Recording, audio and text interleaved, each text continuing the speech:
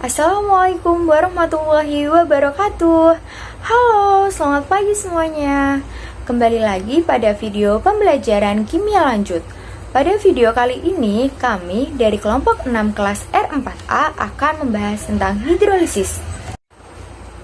Sebelum masuk ke pembahasan mengenai hidrolisis, izinkan saya untuk memperkenalkan anggota kelompok 6. Yang pertama yaitu Anissa Fitri Wulandari dengan NPM 202013500515. Yang kedua yaitu Ayu Aji Habibah dengan NPM 202013500014. Yang ketiga yaitu Indah Rusmar Hadi dengan NPM 202013500161. Yang keempat yaitu Safinatun Najah dengan NPM 202013500032.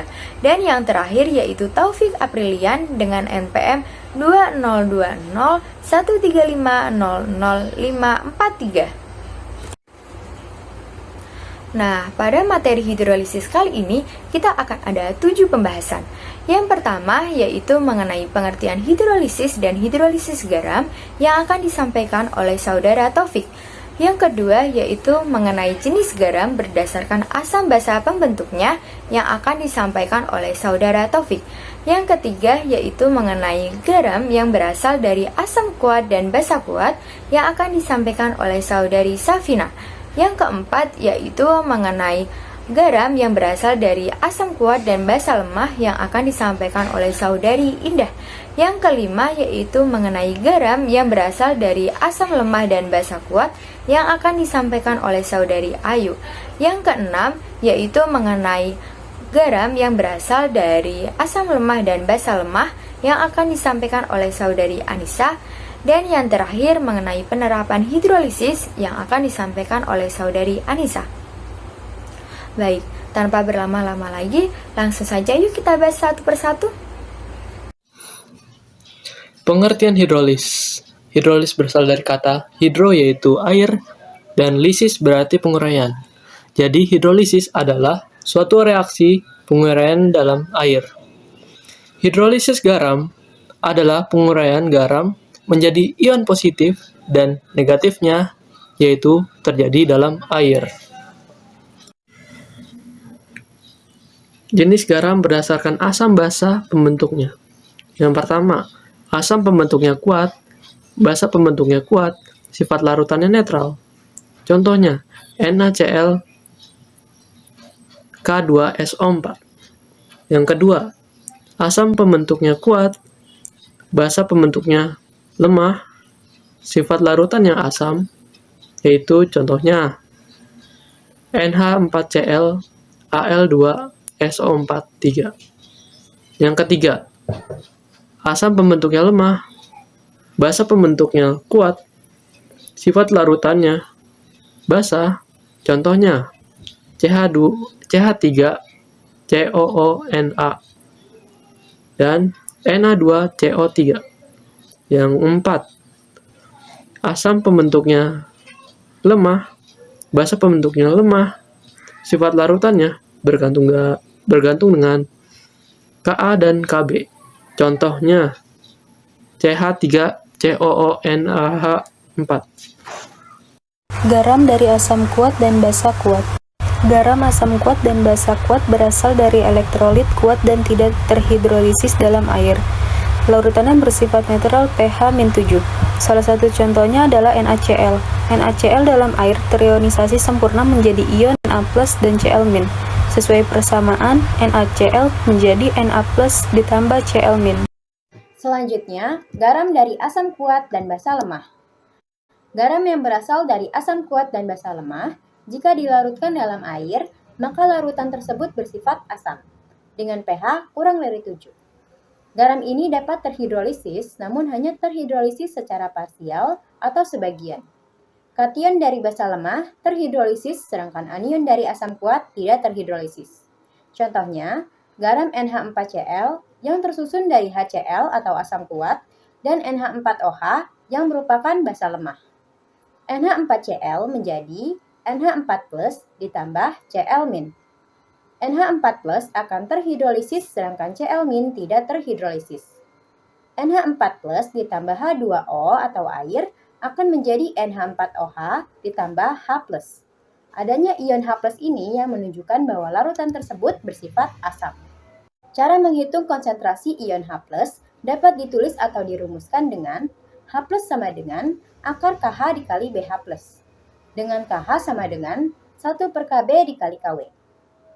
Dengan ini, H+ sama dengan akar KH dikali BH+, atau bisa juga H+ sama dengan akar Kw/Kb dikali BH+. Cara menghitung pH-nya, pH sama dengan min log akar KH dikali BH+, atau bisa juga pH sama dengan min log akar Kw/Kb dikali BH+. Dengan keterangan, KH adalah tetapan hidrolisis, Kw adalah tetapan kesetimbangan air, Kb adalah tetapan ionisasi basa, dan BH+ adalah konsentrasi kation dari garam. Contoh soalnya, tentukan konsentrasi H+ dan pH dari 500 ml larutan yang mengandung 0,01 mol NH4Cl dengan Kb 1,8 dikali 10⁻⁵. Jawabannya, NH4Cl sama dengan 0,01 mol per 0,5 liter. Hasilnya 0,02 m. NH4Cl menjadi NH4+ ditambah Cl-. Dengan NH4Cl adalah 0,02 m. Masukkan rumus H+ sama dengan akar garam dikali Kw/Kb. H+ sama dengan akar 2 dikali 10⁻⁴ dikali 10⁻⁴ per 1,8 dikali 10⁻⁵. H+ sama dengan akar 1,11 dikali 10⁻11. H+ sama dengan 3,3 dikali 10⁻⁶. pH sama dengan min log H+. pH sama dengan min log 3,3 dikali 10⁻⁶. Jadi, pH-nya sama dengan 5,5. Selanjutnya, kita akan membahas mengenai garam yang berasal dari asam lemah dan basa kuat. Jika suatu garam dari asam lemah dan basa kuat dilarutkan dalam air, maka kation dari basa kuat tidak terhidrolisis, sedangkan anion dari asam lemah akan mengalami hidrolisis. Garam yang berasal dari asam lemah dan basa kuat, maka garam tersebut akan mengalami anion yang berasal dari asam lemah jika dilarutkan dalam air, sehingga anion inilah yang menghasilkan ion OH- bila bereaksi dengan air. Selanjutnya, kita masuk pada contoh reaksinya. Garam CH3COONa itu terbentuk dari CH3COO sebagai asam lemah dan NaOH sebagai basa kuat. Maka, persamaan reaksinya adalah CH3COONa terbentuk dari ion CH3COO- ditambah ion Na+. Kemudian, ion CH3COO- ini akan bereaksi dengan air, sehingga terbentuk reaksi kesetimbangannya, yaitu ion CH3COO- bereaksi dengan H2O menjadi CH3COOH ditambah ion OH-. Reaksi kesetimbangan tersebut menghasilkan ion OH-. Mengapa bisa seperti itu? Karena konsentrasi ion H+ dalam air menjadi lebih sedikit. Dengan demikian, garam yang berasal dari asam lemah dan basa kuat akan mengalami hidrolisis sebagian atau mengalami hidrolisis parsial di dalam air dan larutannya bersifat basah. Nah, selanjutnya kita masuk pada hubungan antara tetapan hidrolisis atau KH, tetapan ionisasi air atau KW, dan konsentrasi ion OH- larutan garam dari asam lemah dan basa kuat. Untuk mencari harga pH, kita harus mencari konsentrasi ion OH-nya terlebih dahulu, yaitu dengan menggunakan rumus akar KH dikali konsentrasi ion amin, atau bisa juga menggunakan rumus konsentrasi ion OH- sama dengan akar KW per Ka dikali konsentrasi ion amin. Kemudian, ketika kita sudah mengetahui konsentrasi ion OH-nya, kita mencari harga pOH-nya, yaitu dengan menggunakan rumus min log konsentrasi ion OH-. Nah, dan yang terakhir yaitu kita menentukan pH-nya, yaitu dengan rumus pH sama dengan 14 dikurangi pOH. Dengan ketentuan KH adalah tetapan hidrolisis, KW adalah tetapan kesetimbangan atau tetapan ionisasi air, Ka adalah tetapan ionisasi asam, dan konsentrasi ion amin adalah konsentrasi anion garam yang terhidrolisis. Baik, selanjutnya kita masuk pada contoh soal.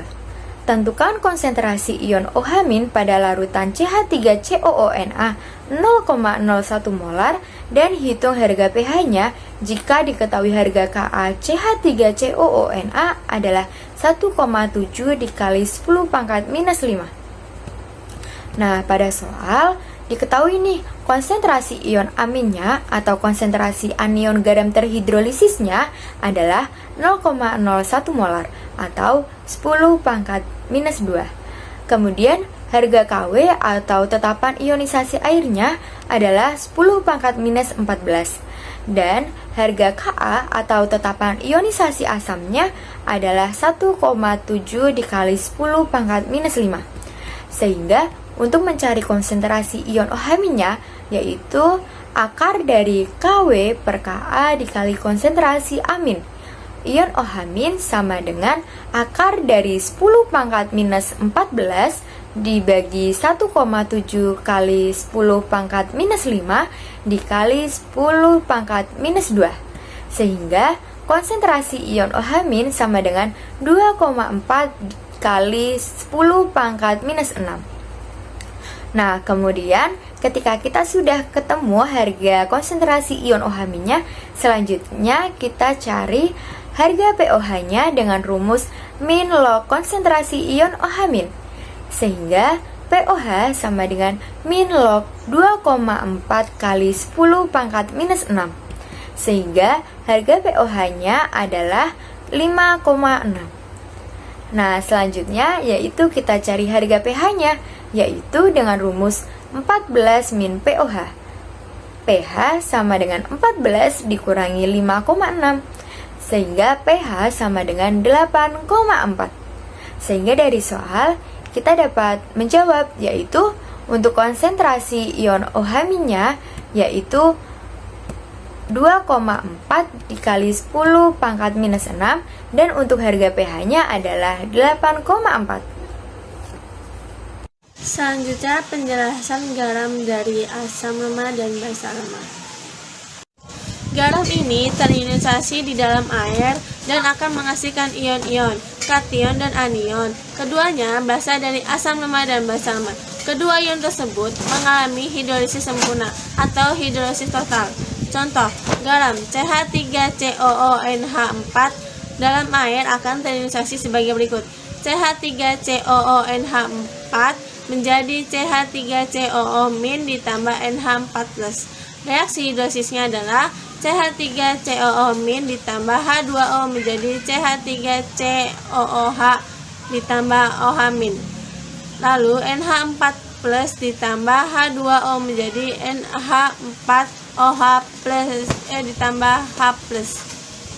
Pada hasil terdapat ion OH- dan H+. Jadi garam ini mungkin bersifat basa atau bersifat asam. Nilai pH yang dihasilkan sangat bergantung pada Ka atau konsentrasi ionisasi asam lemah dan Kb atau konsentrasi ionisasi basa lemah. Hubungan antara Ka dan Kb yang pertama, jika Ka sama dengan Kb disebut larutan garam bersifat netral. Yang kedua, jika Ka lebih besar dari Kb disebut larutan garam bersifat asam.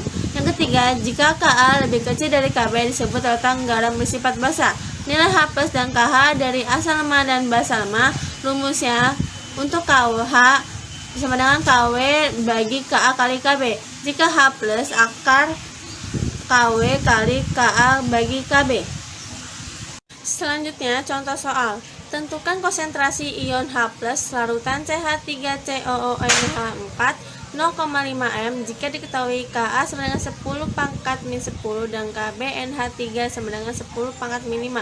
Jawabannya, konsentrasi ion H+ dapat dihitung dengan rumus berikut. H+ sama dengan akar KW kali Ka per Kb. H plus akar 10 pangkat min 14 kali 10 pangkat min 10 per 10 pangkat min 5. H plus sama dengan 3,162 kali 10 pangkat min 10. Jadi konsentrasi ion H plus adalah 3,162 kali 10 pangkat min 10. 10 pangkat min 14 itu dari KW, dan KA 10 pangkat min 10 itu dari soal, dan KB 10 pangkat min 5 itu. Selanjutnya, penerapan hidrolisis. Yang pertama, pelarutan sabun. Garam natrium sitrat atau sabun cuci akan mengalami hidrolisis jika dilarutkan dalam air, menghasilkan asam sitrat dan banyaknya NaOH.